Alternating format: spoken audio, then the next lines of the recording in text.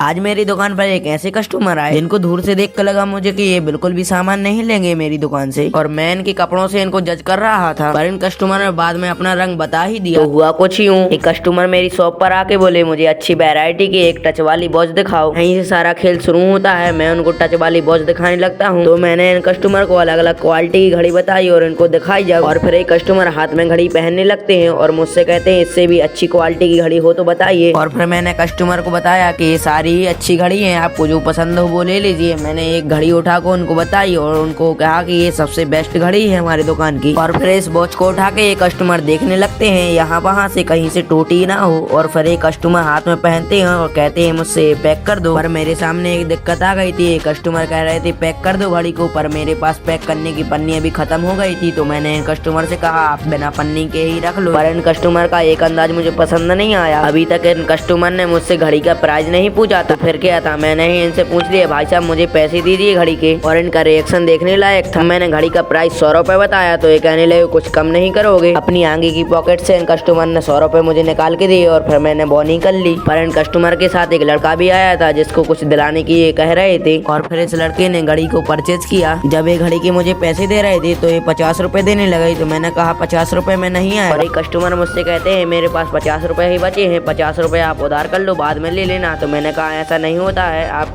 घड़ी को नहीं लीजिए। और एक कस्टमर भी भड़क जाते हैं और फिर मुझसे कहते हैं ठीक है नहीं लेता। मैंने इन कस्टमर के 50 रुपए उधार न करके सही किया है गलत, आप लोग कमेंट में जरूर बताएं और वीडियो को लाइक एंड सब्सक्राइब जरूर करते जाएं।